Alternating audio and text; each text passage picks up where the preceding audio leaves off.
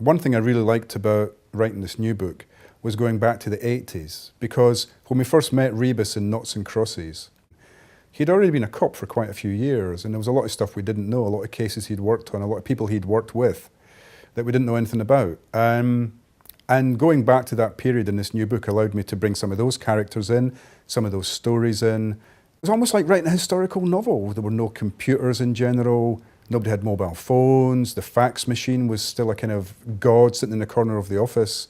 Because this book takes us back to 85. Rebus is still married in 85. At least I think he is. He is in my version of events. I went back and checked Noughts and Crosses, and it looked like he had been married until fairly shortly before that book took place. So we get his relationship with his daughter, who back then was 12.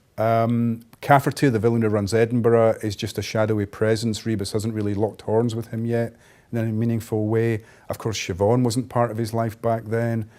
Some of the characters that we got to know during the series are not in this book, because back in 85 they didn't exist in Rebus's world. So it was interesting going back to that period and interviewing lots of cops, retired cops, about the kind of shenanigans they got up to in Edinburgh in the 80s, and thinking to myself, is any of this believable?